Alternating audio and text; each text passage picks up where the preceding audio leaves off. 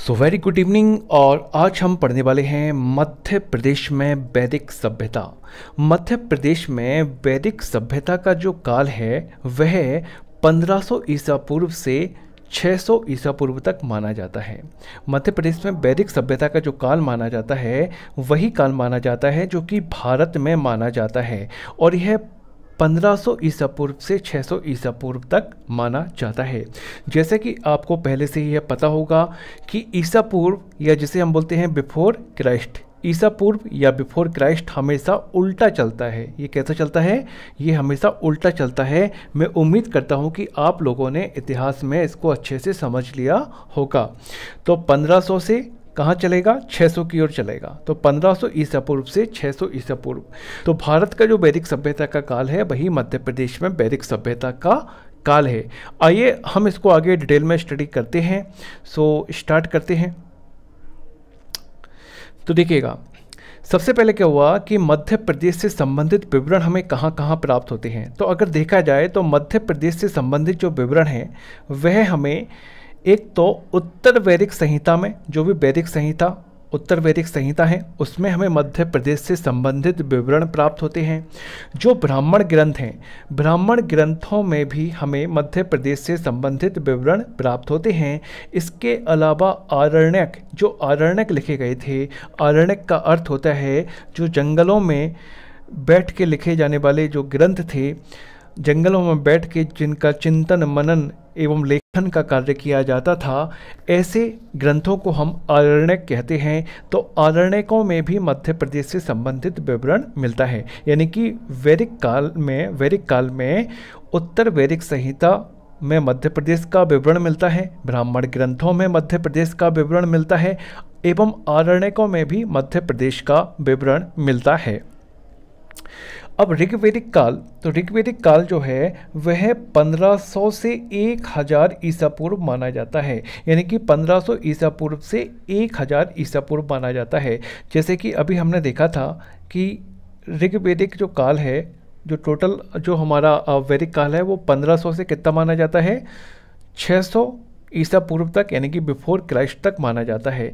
अब इसको दो भागों में बांटा जा सकता है।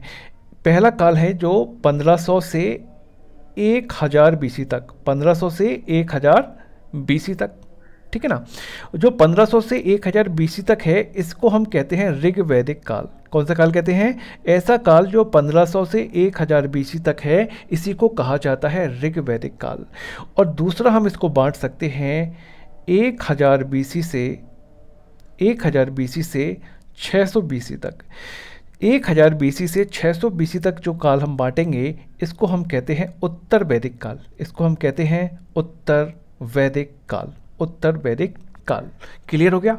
तो यहाँ जो हम पढ़ रहे हैं वो ऋग्वैदिक काल की बात चल रही है। तो 1500 से 1000 बीसी तक जो काल कहलाएगा वह ऋग्वैदिक काल कहलाएगा।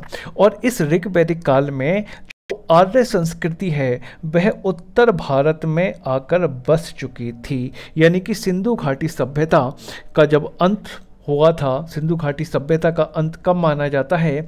तो 1750 बीसी में सिंधु घाटी सभ्यता का अंत माना जाता है। तो 1750 बीसी से लेके कहाँ तक? 1500 बीसी तक। तो ऐसा कहा जाता है कि 1750 बीसी से लेके 1500 बीसी तक बीच में जो 250 साल का जो गैप है, इसी में जो आर्य हैं वह भारत में आए और भारत में आकर इन्होंने बसना प्रारंभ किया। क्लियर है? आगे बढ़ते हैं हम। तो इसमें हम देख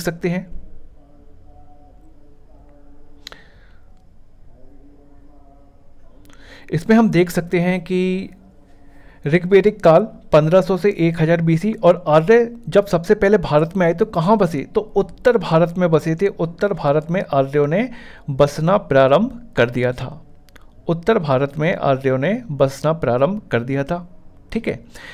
यानी कि हम कह सकते हैं कि अगर ये भारत का मैप है, ठीक है, तो ये जो एरिया है यहाँ पे आर्य जो है सबसे पहले आके बसे। ठीक है ना? जो आपकी सिंधु नदी, सरस्वती, इस साइड जो झेलम, चिनाब, ये सारी नदियां हैं, ठीक है ना। जो 5 नदियां पाई जाती हैं, स्पेशली आर्य इस एरिया में आके प्रमुख रूप से बस गए थे। तो कब बसे थे आर्य इस एरिया में? तो ऋग्वेदिक काल में। ऋग्वेदिक काल में आर्य संस्कृति कहाँ फली फूली? उत्तर वैदिक काल में आर्य संस्कृति फली फूली। क्लियर हो गया? अब मध्य प्रदेश का जो विंध्य पर्वत है, उस मध्य प्रदेश के विंध्य पर्वत का उल्लेख कौशितकी उपनिषद में भी मिलता है। कौशितकी उपनिषद में मध्य प्रदेश के विंध्य पर्वत का उल्लेख मिलता है। तो ये कौशितकी उपनिषद जो है ये गद्य में लिखा गया था। किस में लिखा गया था? गद्य में लिखा गया। अगर बात की जाए कुल कितने उपनिषद हैं, तो टोटल 108 उपनिषद हैं। कितने उपनिषद हैं? टोटल 108 उपनिषद हैं। ठीक है, इन 108 उपनिषदों में कौशितकी उपनिषद में मध्य प्रदेश के विंध्य पर्वत का उल्लेख किया गया है। इसके अलावा शतपथ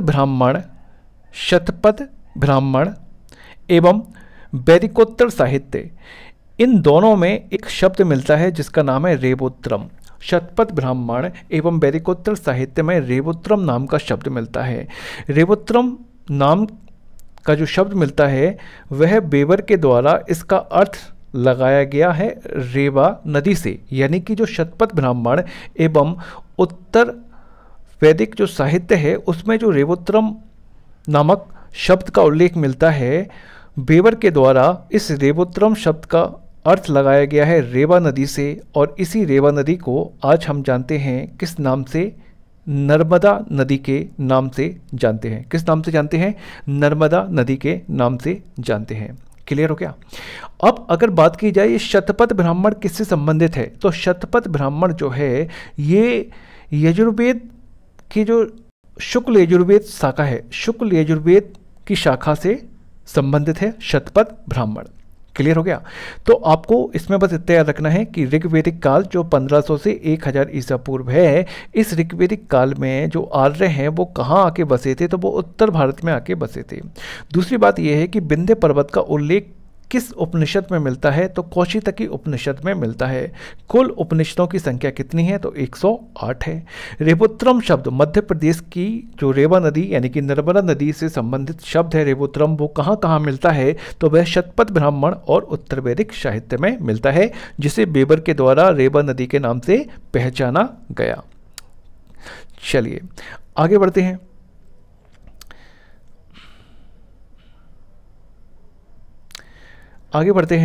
तो आगे अब हम देख सकते हैं, अब बात करेंगे हम उत्तर वैदिक काल की। तो देखिए उत्तर वैदिक काल कब माना जाता है? तो उत्तर वैदिक काल माना जाता है 1000 ईसा पूर्व से 600 ईसा पूर्व, यानी 1000 बीसी से बिफोर क्राइस्ट से 600 बीसी यानी बिफोर क्राइस्ट।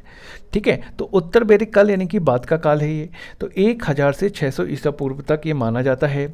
और अब इस काल में क्या हुआ? आर्य जो हैं वह विंध्याचल पर्वत को पार करके मध्य प्रदेश में आए थे। तो याद रखना ये क्वेश्चन पूछा जा सकता है, आर्य जो है मध्य प्रदेश में कब आए थे? तो उत्तर वैदिक काल में आए थे। ठीक है, तो उत्तर वैदिक काल में जो आर्य हैं वह विंध्य पर्वत को पार करके कहाँ आ गए? मध्य प्रदेश में आ गए थे। अगर इसको मैप से हम समझना चाहें तो इस प्रकार समझ सकते हैं कि पहले आर्य यहाँ बसे हुए थे हरियाणा पंजाब वाले क्षेत्र में। अब वो क्या हुआ कि यहाँ ये जो पर्वत है ये आप देख रहे हो विंध्य पर्वत, तो विंध्य पर्वत को पार करके अब आर्य जो हैं मध्य प्रदेश में आने लगे थे। ठीक है, अब ये भी कहा जाता है कि महर्षि अगस्त्य के नेतृत्व में नर्मदा घाटी में यादवों की एक समूह आके बच गया था। तो महर्षि अगस्त्य के नेतृत्व में नर्मदा घाटी में यादवों का एक समूह आके सबसे पहले बस गया था, और इसी समूह से ही आर्यों का आगमन माना जाता है। आर्यों का आगमन कहाँ से माना जाता है? यादवों का एक समूह आके बस गया था। किसके नेतृत्व में? महर्षि अगस्त्य के नेतृत्व में। कहाँ पर? नर्मदा घाटी में, और यहीं से इसी को आर्यों का आगमन माना जाता है। अब उत्तर वैदिक काल में कुछ अनार्य भी थे। उत्तर वैदिक काल में कुछ अनार्य भी थे, विशेषकर निषाद जाति। ठीक है, निषाद जाति का उल्लेख हमें कहाँ मिलता है? रामायण में मिलता है। तो उत्तर वैदिक काल में कुछ अनार्यों का भी उल्लेख मिलता है, विशेषकर अनार्य मतलब जो आर्य नहीं थे, विशेषकर निषाद जाति। तो निषाद जाति का उल्लेख कहाँ मिलता है? तो ऐतरेय ब्राह्मण में निषाद जाति का उल्लेख मिलता है। कहाँ मिलता है? ऐतरेय ब्राह्मण में। अब ऐतरेय ब्राह्मण किससे संबंधित है? तो ऐतरेय ब्राह्मण जो है ऋग्वेद की शाकल शाखा से संबंधित है। किससे संबंधित है? ऋग्वेद की शाकल शाखा से संबंधित है। ठीक है। तो उत्तर वैदिक काल में कुछ अनार्य यानी कि जो आर्य नहीं थे ऐसे लोगों का उल्लेख भी मिलता है, और उनमें विशेषकर निषाद जाति का उल्लेख मिलता है। किसमें मिलता है? ऐतरेय ब्राह्मण में। इसके अलावा जब आप रामायण में देखेंगे, रामायण में भी निषाद राज का उल्लेख मिलता है, यानी कि निषाद राजा का उल्लेख मिलता है जिन्होंने श्री राम को गंगा नदी पार करवाई थी। ठीक है। मध्य प्रदेश में निषाद जाति जो है वह घने जंगलों में निवास करती थी। मध्य प्रदेश में निषाद जाति कहाँ निवास करती थी? घने जंगलों में निवास करती थी। ओके, आगे बढ़ते हैं। अब देखिएगा कुछ अनुश्रुतियों पर आधारित और भी बातें हमें पता चलती हैं। अनुश्रुतियों का मतलब होता है सुनी सुनाई बातें, सुनी सुनाई बातें। ठीक है ना, जो एक पीढ़ी से दूसरी पीढ़ी ने सुनी, दूसरी पीढ़ी से तीसरी पीढ़ी ने सुनी, इस प्रकार से जो सुनी सुनाई बातें हैं उनको हम बोलते हैं अनुश्रुतियाँ। तो अनुश्रुतियों के आधार पर हमें और भी ज़्यादा इस बारे में पता चलता है। ऐतरेय ब्राह्मण सांख्य एवं स्रोत सूत्र से, ऐतरेय ब्राह्मण से सांख्य सूत्र से एवं स्रोत सूत्र से एवं शतपथ ब्राह्मण ग्रंथों के अनुसार विश्वामित्र के 50 शापित पुत्र, विश्वामित्र के कितने पुत्र थे? 50 शापित पुत्र मालवा में आकर बसे थे। ठीक है ना। तो ये कहाँ से इसके बारे में पता चला कि विश्वामित्र के जो 50 पुत्र थे वह मालवा में आके बसे? तो ये हमें ऐतरेय ब्राह्मण से पता चलता है, सांख्य सूत्र से पता चलता है, एवं स्रोत सूत्र से ये पता चलता है कि विश्वामित्र के जो 50 शापित पुत्र थे वह मालवा आकर बसे थे। इसके बाद फिर अत्रि आए, पाराशर आए, भारद्वाज आए, भार्गव, ये सब लोग मालवा आए इसके बाद में। आगे बढ़ते हैं। अब देखिएगा यहाँ से पौराणिक कथाओं से हमें बहुत सारी जानकारी मिलती है। पौराणिक कथाओं के अनुसार कारकोट के नागवंशी शासक, अब यहाँ से आप समझिएगा, कारकोट के नागवंशी शासक ये नर्मदा के क्षेत्र में शासन करते थे। कारकोट के नागवंशी शासक नर्मदा क्षेत्र के शासक थे। ठीक है ना, कारकोट के नागवंशी शासक नर्मदा क्षेत्र के शासक थे। और इनका जो संघर्ष हुआ वो किससे हुआ? गंधर्वों से इनकी युद्ध हुआ। किनका? नागवंशियों का। नागवंशी कहाँ के शासक थे? नर्मदा क्षेत्र में शासन कर रहे थे। नागवंशियों का युद्ध किससे हुआ? तो गंधर्वों से। किनसे हुआ? गंधर्वों से नागवंशियों का युद्ध हुआ। ठीक है। अब इस युद्ध को जीतने के लिए अयोध्या में इक्ष्वाकु वंश, इक्ष्वाकु कौन थे? तो मनु जो थे, मनु के एक पुत्र थे, उनका नाम था इक्ष्वाकु। इन्हीं इक्ष्वाकु के नाम पे इक्ष्वाकु वंश की स्थापना की गई। तो इक्ष्वाकु वंश कहाँ शासन कर रहा था? अयोध्या में शासन कर रहा था। इक्ष्वाकु वंश के राजा कौन थे उस समय? तो मानधाता। कौन थे? मानधाता। इक्ष्वाकु वंश के राजा थे मानधाता। और मानधाता का पुत्र था राजा पुरुकुस। मानधाता के जो पुत्र थे उनका नाम क्या था? राजा पुरुकुस। अब देखिएगा, ये जो इक्ष्वाकु वंश है ये वही वंश है जिससे भगवान श्री राम संबंधित थे। ठीक है ना, इक्ष्वाकु वंश। तो आप समझिएगा मध्य प्रदेश के इतिहास को। तो पौराणिक कथाओं में ये कहा गया है कि नर्मदा क्षेत्र में कारकोट नागवंशी शासकों का शासन था। ठीक है ना, तो नागवंशी लोग कहाँ शासन कर रहे थे? नर्मदा क्षेत्र में। लेकिन इनका संघर्ष होता है, इनका युद्ध होता है किनसे? गंधर्वों से। किनसे युद्ध होता है? गंधर्वों से। अब इस युद्ध में नागवंशियों की मदद करने के लिए, किनकी मदद करने के लिए? नागवंशियों की मदद करने के लिए इक्ष्वाकु वंश के राजा मानधाता ने अपने पुत्र राजा पुरुकुस को भेजा। राजा पुरुकुस को भेजा किससे लड़ने के लिए? गंधर्वों से लड़ने के लिए। किससे लड़ने के लिए? गंधर्वों से लड़ने के लिए एवं नागवंशियों की मदद करने के लिए। तो जब राजा पुरुकुस आए तो राजा पुरुकुस ने, इक्ष्वाकु वंश के राजा पुरुकुस ने गंधर्वों को क्या कर दिया? पराजित कर दिया। गंधर्वों को पराजित कर दिया।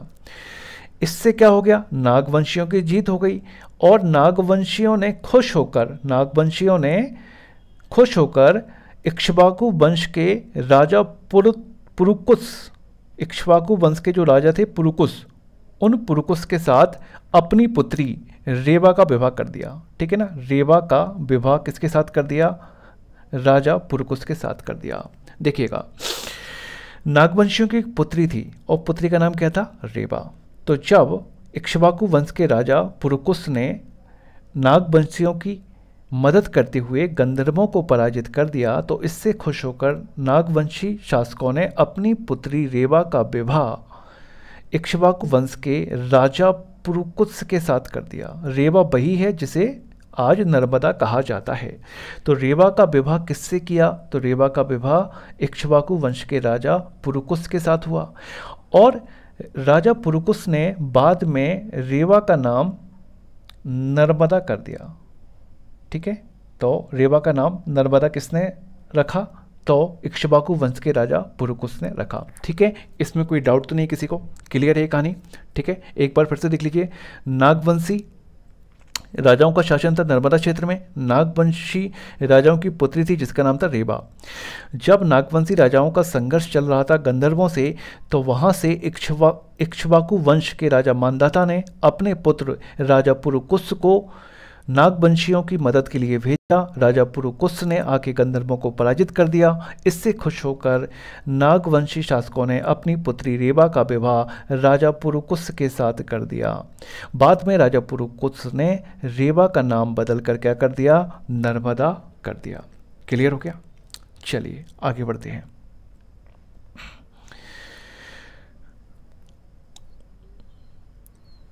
अब देखिएगा, अब इक्ष्वाकु वंश के मुचकुंद, इक्ष्वाकु वंश के मुचकुंद ने क्या किया कि विंध्य पर्वत, ठीक है, ये विंध्य पर्वत और ये मान लीजिए आप सतपुड़ा पर्वत, तो विंध्य पर्वत और सतपुड़ा पर्वत के बीच में एक नगरी बचाई, एक नगर बसाया, उसका नाम था मांधाता नगर। क्लियर हो गया? इक्ष्वाकु वंश के मुचकुंद ने अपने पूर्वज, इनके पूर्वज कौन थे? तो इनके पूर्वज थे मांधाता, नरेश मांधाता।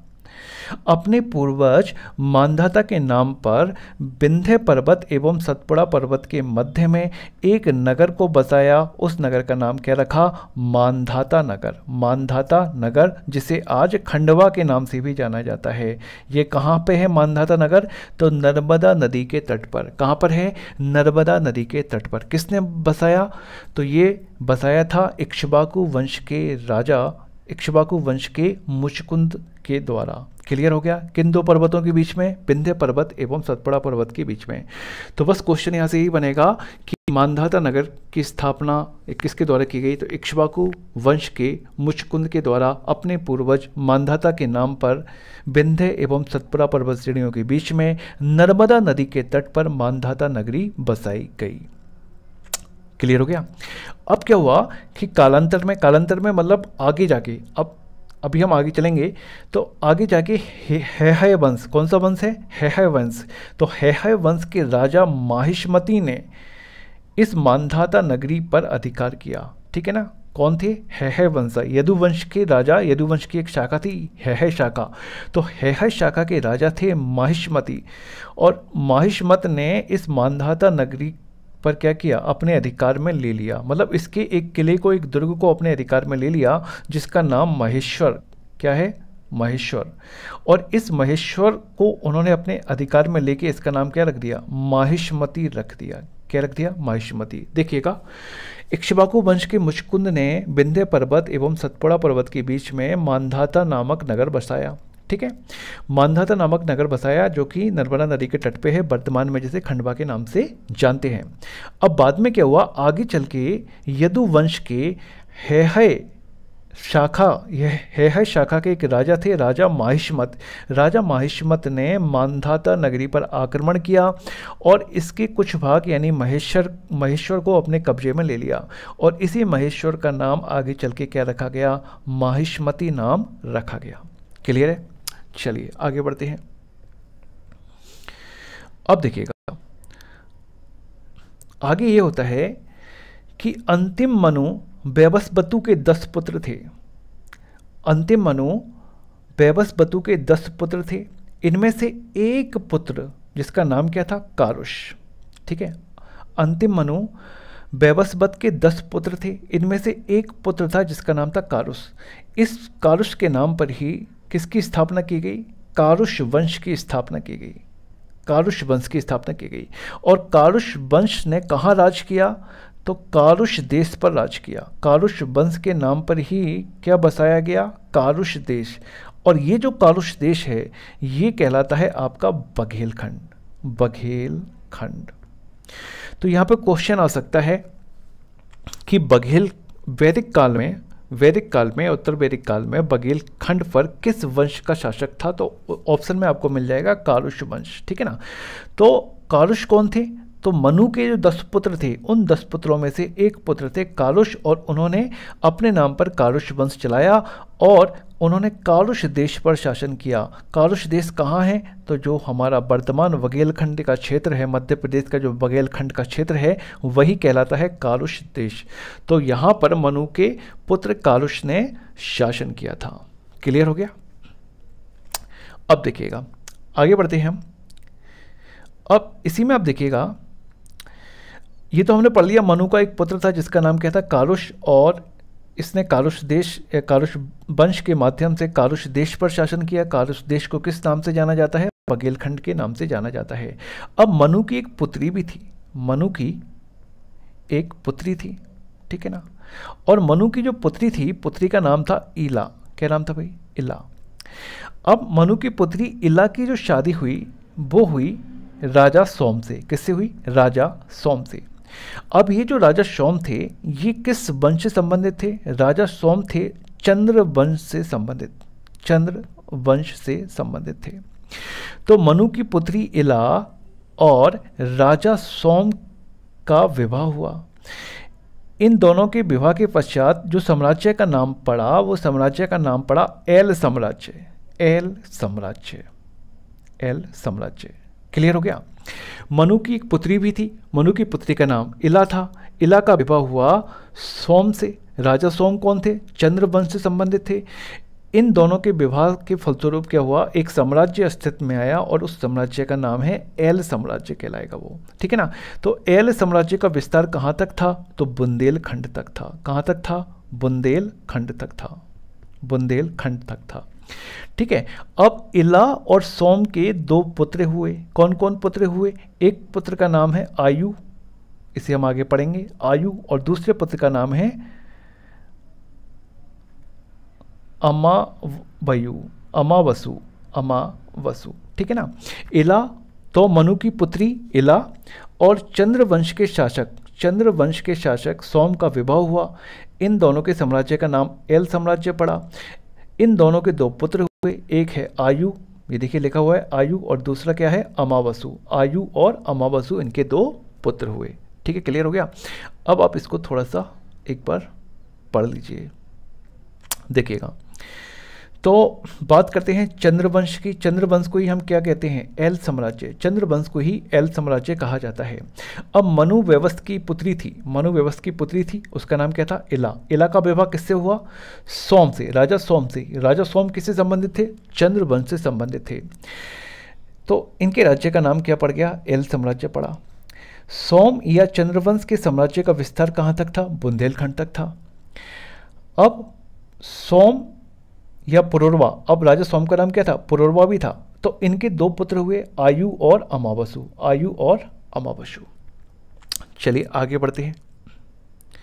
अब देखिएगा, आगे की कहानी ये है कि राजा आयु जो सोम और इला के पुत्र थे, ठीक है, राजा आयु की तीसरी पीढ़ी में चंद्रवंशी ययाति पैदा हुए। ठीक है, राजा आयु की तीसरी पीढ़ी के राजा का नाम क्या था? ययाति था। ठीक है। अब इन ययाति की शादी किससे हुई? इन ययाति की जो मैरिज विवाह हुआ था वो दिव्यानी से हुआ था। राजा आयु की जो तीसरी पीढ़ी थी, तीसरी पीढ़ी में राजा ययाति थे, उन राजा ययाति का विवाह किससे हुआ था? दिव्यानी से हुआ था। दिव्यानी कौन थी? तो ये शुक्र ऋषि की कन्या थी। तो ययाति और दिव्यानी शुक्र ऋषि की कन्या थी, इनका विवाह हुआ था। तो ययाति और दिव्यानी का विवाह हुआ। अब ययाति ने क्या किया, अपना जो एल साम्राज्य था वो अपने 5 पुत्रों में बांट दिया। ययाति ने क्या किया, अपना जो एल साम्राज्य था वह 5 पुत्रों में विभाजित कर दिया। कितने पुत्रों में विभाजित कर दिया, अपने 5 पुत्रों में बांट दिया। अब ययाति का एक पुत्र था उन 5 पुत्रों में, यदु। ठीक है ना, क्लियर हो गया। फिर से देखिएगा, हमने देखा कि इला और राजा सोम की शादी हुई, उनसे 2 पुत्र उत्पन्न हुए, एक का नाम था आयु और दूसरे का नाम क्या था, अमायसु। ठीक है ना। अब राजा आयु की जो तीसरी पीढ़ी थी उसमें जो पुत्र था उसका नाम था ययाति। ययाति का विवाह हुआ दिव्यानी से। दिव्यानी कौन थी, तो शुक्र ऋषि की कन्या थी। ठीक है ना, शुक्र ऋषि की बेटी थी। अब ययाति ने क्या किया, इनके 5 पुत्र हुए, तो ययाति ने अपना जो साम्राज्य है वह 5 पुत्रों में बांट दिया। अब उन 5 पुत्रों में एक पुत्र थे जिनका नाम था यदु। तो यदु को क्या मिला, तो यदु को मिला चमर्णवती यानी कि चंबल नदी वाला क्षेत्र। इसके अलावा वेत्रवती यानी कि बेतवा नदी वाला क्षेत्र मिला, और सूक्तमती यानी कि केन नदी घाटी वाला क्षेत्र मिला। यदु को क्या मिला, यदु को मिला चमर्णवती यानी कि चंबल नदी वाला क्षेत्र, वेत्रवती यानी कि बेतवा नदी वाला क्षेत्र, और सूक्तमती यानी कि केन नदी घाटी वाला क्षेत्र जो है यदु को प्राप्त हुआ। यदु कौन थे, ययाति के 5 पुत्रों में से एक पुत्र थे। अब यदु के नाम पर ही मध्य प्रदेश में यादव वंश की स्थापना हुई, और इन्हीं यदु के नाम पर ही मध्य प्रदेश में यादव वंश की स्थापना हुई। क्लियर है। तो यहाँ से यादव वंश की स्थापना, ये मध्य प्रदेश का हमारा इतिहास जो है, वैदिक इतिहास में यहाँ से यादव वंश की स्थापना हुई। तो किसके नाम पर यादव वंश की स्थापना हुई, तो यदु के नाम पर यादव वंश की स्थापना हुई। अब देखिएगा आगे क्या होता है। यादव वंश के संस्थापक यदु के पौत्र, अब देखिए यदु के पौत्र हुए, कौन हुए, है यदु के पौत्र, है ना, हमने पढ़ा था ना अभी पहले वीडियो में, है। तो यदु के पौत्र हुए कौन, है यदु के पौत्र हुए। अब इन्हीं के नाम पर कौन सा वंश चल पड़ा, है वंश चल पड़ा।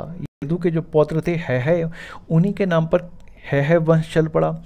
अब इस है वंश में, जैसे कि हमने पिछली वीडियो में देखा था, पिछली स्लाइड में देखा था कि इसी है वंश के एक राजा थे। इसी है वंश के एक राजा, देखिएगा यहाँ देखा था, ये देखिएगा, ठीक है ना, ये देखिएगा। तो इसी है वंश के एक राजा थे, ये देखिएगा, है वंश के राजा, एक मिनट,